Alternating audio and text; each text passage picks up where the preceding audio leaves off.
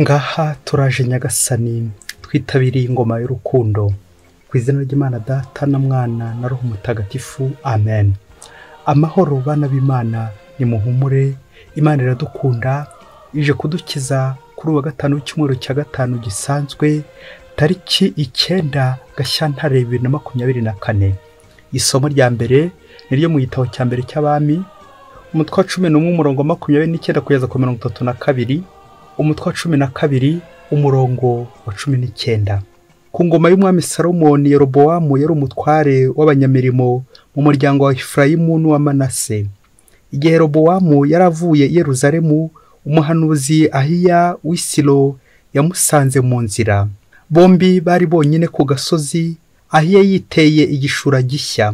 Ahiya yiyambura cya gishura gishya yari yambaye, agicamo ibitambaro 12. Hanyuma abwira Yerobowamu ati, fata ibitambaro 10, kuko Uhoraho Imana y'Isiraheli yavuze ati, dore ngiye kunyaga Salomoni ubwami mbuguhemo imiryango 10. N'umuryango umwe azasigarana bizaba biteye nuko nzaba ngiriye umugaragu wanjye Dawudi n'umurwa wa Yerusalemu nitoranyirije mu miryango yose ya Isiraheli.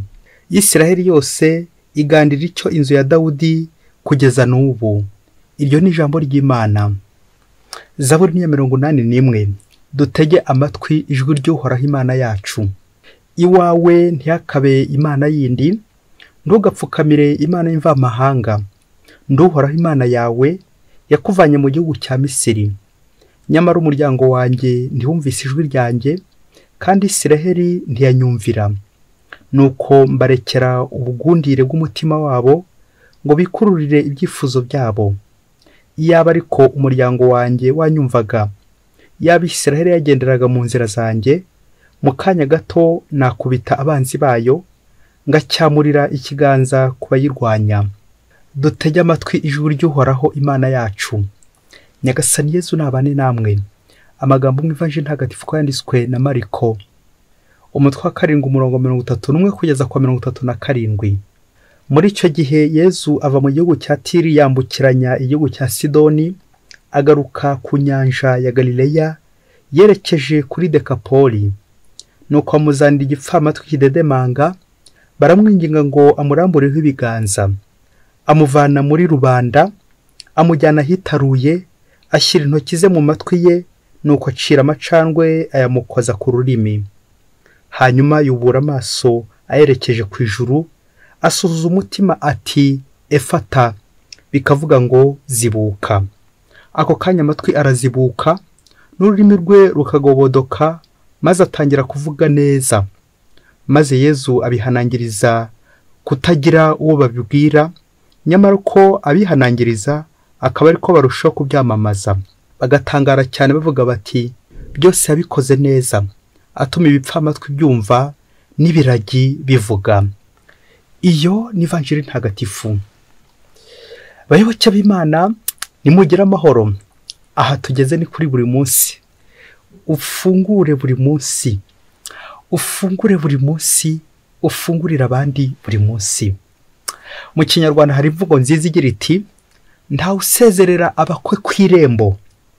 Bitwibutsa ko abakwe ari abantu bubashywe, ugomba kubajyana mu gikari iyo ubukwe burangiye, ukabajyana mu nzu indani imbere kugira ngo bakire ku buryo bw'umwihariko.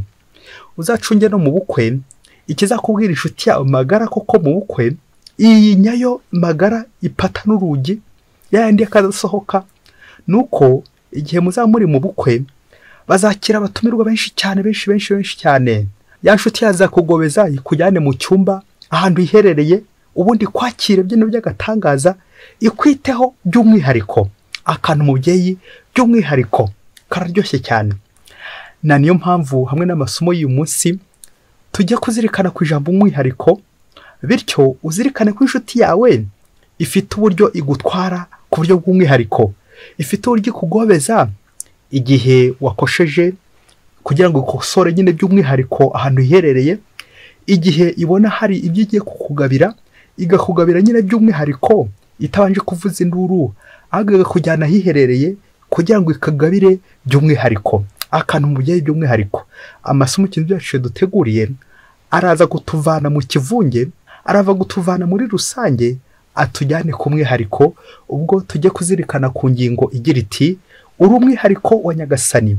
Ndi umwihariko wa Nyagasani, nawe uri umwihariko wa Nyagasani. Muntu uzi ko wagiye uvugira abandi gukarubanda, aya masomo niyo wagenewe uyu munsi. Muntu uzi ko wagiye uharibika abandi ukabashyira gukarubanda, ukabataranga, ukabavuga, ukongera ukabavuguruza, ukabanenga, ukabanegura, ukabavuga nabi uko bashoboye kose, ukabacira imanza, ukabandarika, ukabashyira ku rubuga. Amasomo uyu munsi niyo wagenewe kugira ngo wongere wumve ko mugenzi wawe nawe ari umwihariko wa Nyagasani. Muntu wagiye usebya bagenzi bawe ukabandarika, ukabashyira ku mbuga hirya no hino, amasomo niyo wagenewe. Ariko nawe umuntu wowe wagize ibihe by'imibabaro, agahinda, kurenganywa, kwandarikwa, gushyiraho karubanda, uze kuzirikana ko Nyagasani ari gukwigaho. Ab'ijuru bashobora gukwigaho mu gihe gito, maze bakaguha igisubizo gikwiye. Ukurikira amasomo kugira ngo uze kuvanamo igisubizo Imana iguhereza. Waba uri kurengana cyangwa waba uri kurenganya, Nyagasani afite aho agiye gutambuka akwereke kuri umwihariko we. Ijuru ryakwizeho kuko uri umwihariko wa Nyagasani. Mu isomo rya mbere turumva uwo ijuru ryizeho kuko ari umwihariko wa Nyagasani. Uwo ni uwahoze ari umutware mu muryango wa Efurayimu ndetse na Manase. Ubwo batubwiye uburyo Nyagasani yamwizeho akamugira umwihariko we, akaba agiye kumutorera kuba umwami w'umuryango we, kugira ngo ayobore umuryango we. Uyu ni Yerobowamu ugiye gusimbura Salomoni. Imana nawe yari yaramwizeho imugira umwihariko we, ariko yivanye amata mu kanwa, yohoka ku bigirwamana, asuzugura Imana. None ubwami buramwambuwe. Kubera iki? Yashatse gushyira ku karubanda inema, ingabire, impano Imana yamuhaye, none yambuwe ubwami. Hari ubwo Nyagasani akwigaho ariko wowe ukamwangira. Hari ubwo Nyagasani yifuza kukugira umwihariko we, ariko wowe ukamwangira. Uru ni urugero rwa Salomoni wikuye mu biganza by'Imana, ariko Imana kubera urukundo ikunda umuryango wayo, n'ubundi irongera igire uwundi yigaho, ari we Yerobowamu, kuko nawe ari umwihariko wa Nyagasani.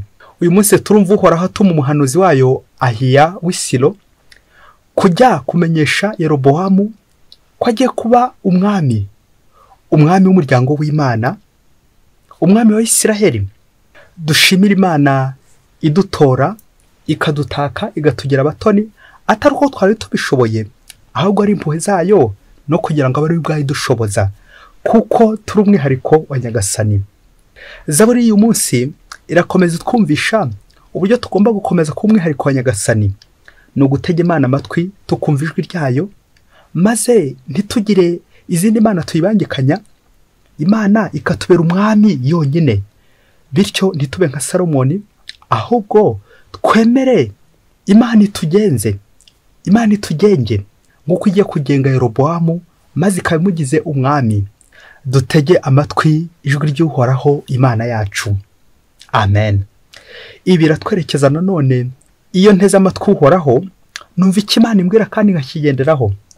Uyu munsi nanone Nyagasani arifuza kunzibura amatwi, nawe akuzibura amatwi.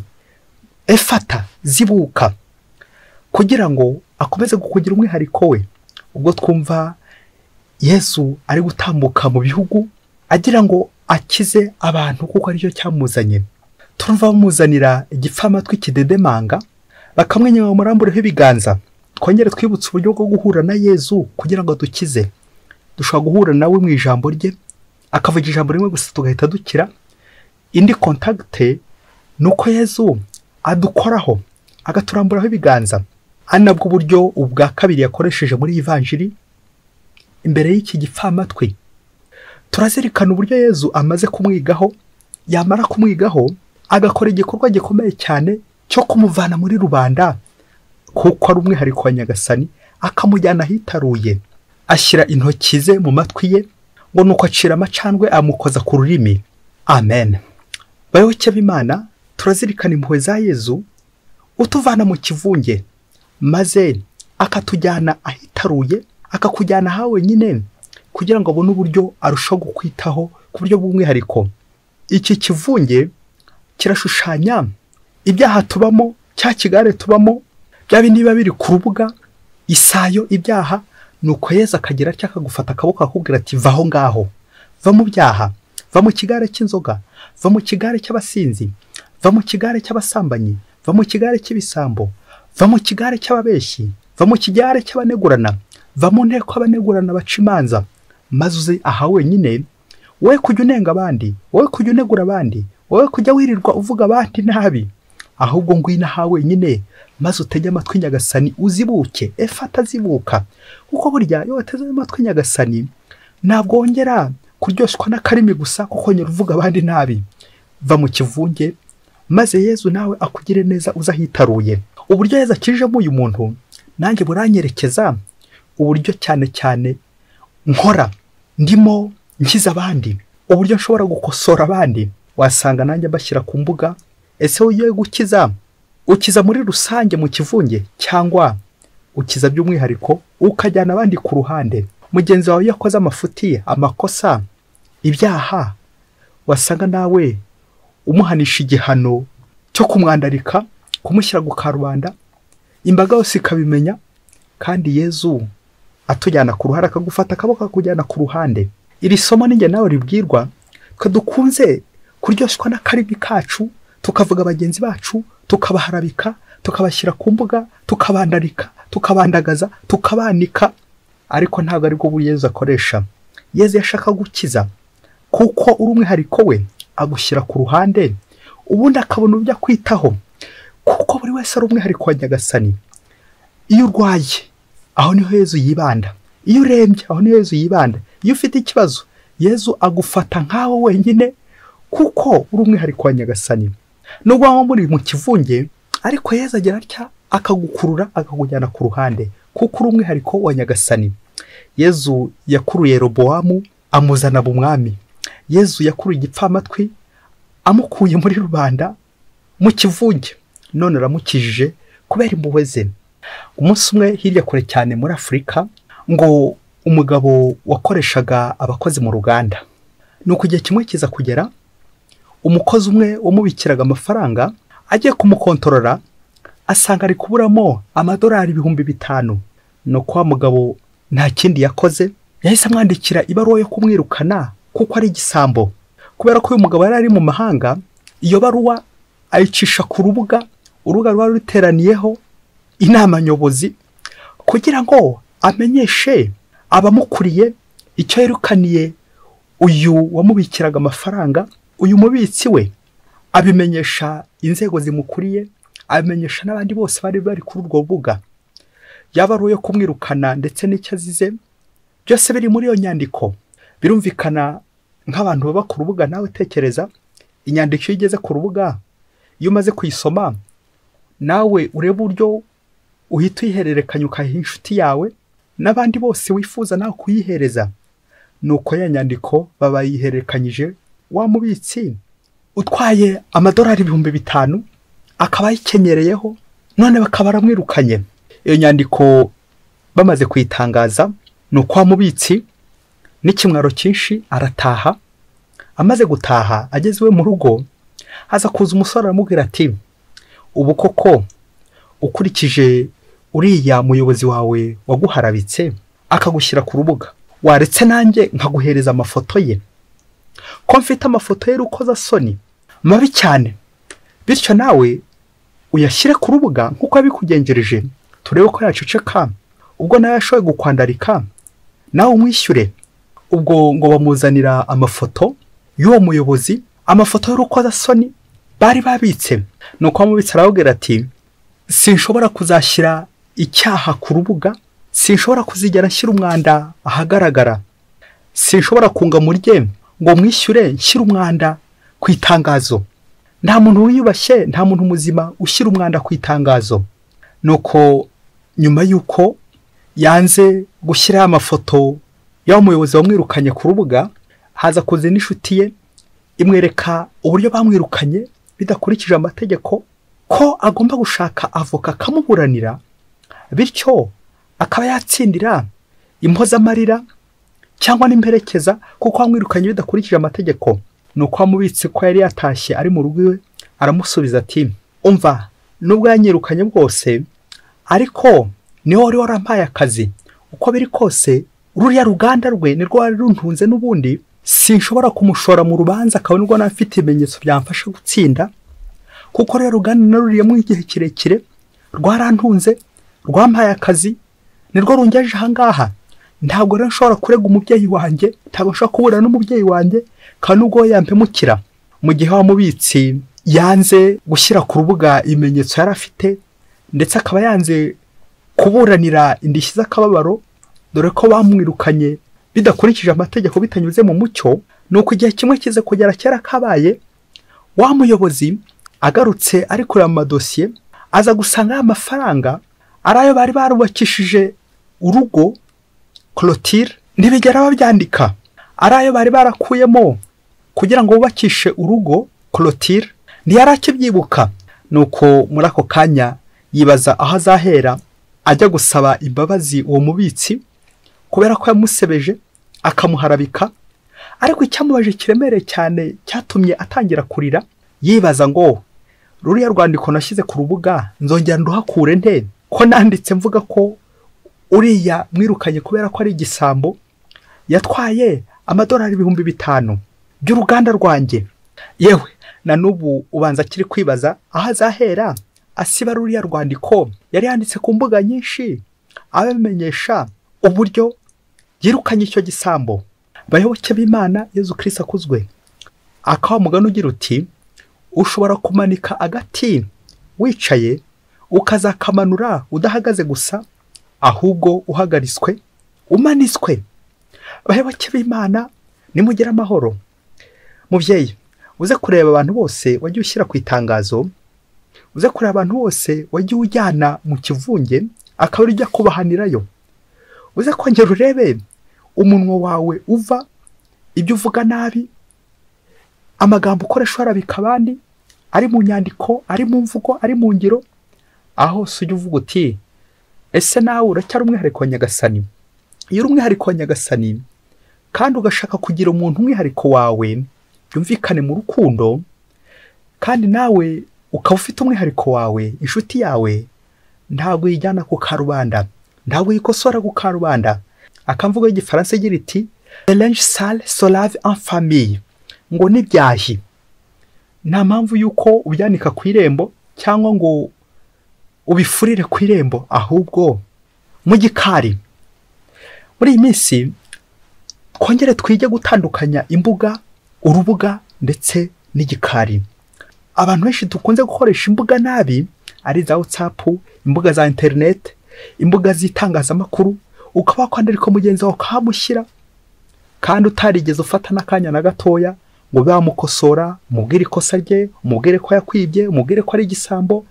Bityo burya ushobora no kumukosorera aho ngaho, kubera ko mwagize ikiganiro ukaza kwibuka kera kabayeho mwashyize y'amafaranga, aho y'amafaranga aherereye ko mwashyize ku rugo, naho icyawe kubera umujinya, kubera uburakari, kubera urwango, uhise ubinyanyagiza ku mbuga ati dore igisambo, nimufate igisambo.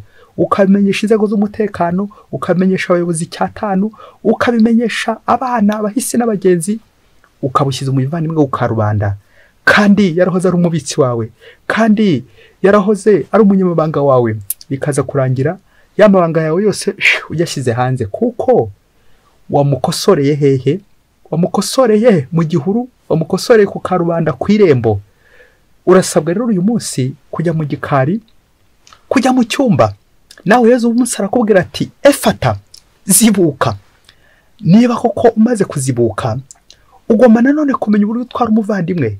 Iyo umuntu ari inshuti yawe, buri gihe urangwa no kugenda umugobeza, yaba ari mu mafuti, yaba ari mu bibazo, yaba ari mu bukire, yaba ari mu bukene, yaba ari mu gahinda, yaba ari mu byishimo. Buri gihe uramugobeza ukamubwira uti yewe kano ntikari kugenda neza, yewe kano kari kugenda neza, ntago wawe umushyira ku karubanda. Ubwo rero uze kureba abo ushyize ku karubanda, nawe uze kwiga uvuga uti aba ntago ari inshuti zanjye, aba ngaba ntago ari umwihariko wanjye, kuko yakiza ko ari umwihariko wawe. Ntago wakamutaranze ku mbuga, ntago wagafashe inyandiko zanguzanyangize ku mbuga ati uriya ni umugome, kiriya ni igisambo, uriya ni umuhemu, uriya arampemukiye, uriya ni umugome. Ibyo ngibyo nyine ni ibya rusange mu kivunge, Yezu uyu munsi nawe arifuza kugukura muri icyo kivunge, muri icyo kigare, kuri izo mbuga uherereyeho uri guharabika abantu, kuko uri umwihariko wa Nyagasani. Ujye utekereza inyandiko ushyira ku mbuga uburyo nawe uzazikuraho. Hari igihe kizagera ukamera nk'umuperezida w'uruganda, uyu muyobozi w'uruganda, ukabura ahantu uzakura za nyandiko wanyanyije ku mbuga, ya magambo yose wagiye uvuga, bya bintu byose wagiye utagaguza bya mugenzi wawe, ya mabanga yose. None se ko wamenye ibanga uragira ngo rizongere rigaruke? Byahebye ukajya. Ndifuza gusoreza ku murongo w'ikosora rya Yezu, la correction fraternelle, uburyo ukosora umuvandimwe kuko tubisanga mu ivanjiri ya Matayo umutwe wa 18 umurongo wa 15 kugeza kwa 16. Umuvandimwe wawe naramuka acumuye, umusange maze umuhane mwiherereye. Nakumva uzaba ukijije uwo muvandimwe, natakumva uzashake umuntu umwe cyangwa babiri kugira ngo ibyo bikiranirwe n'abagabo babiri cyangwa batatu. Niyanga kumva abo ngabo ubibwire ikoraniro. Iryo ni ijambo ry'Imana. Amen. Umva ahantu Yezu ahera mwembi mwenyine wa mwihariko, agakomeza babiri abandi, noneho akaza kuza ku ikoraniro bwa nyuma. Ariko twebwe uzasanga uyu murongo wa Yezu wo gukosorana, wo gukiza, twebwe twarawucuritse, duhera mu kivunge muri sare, inzu mberabyombi, akarugo tuvugira abantu urusaku rwinshi mu isoko, tugahera mu isoko. Nuko rero tukaza gukomeza tugenda tubibwira abandi, buri muntu, inshuti zacu zose, tukaza kugera kuri wa muntu ibintu byarenze inkombe, urusaku rwabaye rwose. Umuntu yarangije guseba, twamushyize gukarubanda kuko udakurikiza nyine umurongo wa Yezu wo gukosora abandi, wo kugira abandi inama, wo kwita ku bandi. Uwo muntu rero ntago ari umwihariko wawe. Iyo uri umwihariko wa Nyagasani, wakagombye kumva ugatega amatwi, zibuka, efata zibuka, kugira ngo wumve uko Nyagasani agenza kandi agenzereza abandi. Icyo wifuza ko abandi bakugirira nawe ukibagirire. Ngurwo urukundo, gukosora umuvandimwe mu rukundo, gukiza abandi bitewe n'urukundo. Ikintu cyose nugikora kubera urukundo kizagenda neza, kuko nawe Nyagasani agukunda, kuko uri umwihariko we. Mwese Imana ibahe umugisha. Imana Data na Mwana na Roho Mutagatifu. Amen. Padiri Masumbuko Ladislas wa Diyosezi ya Cyangugu.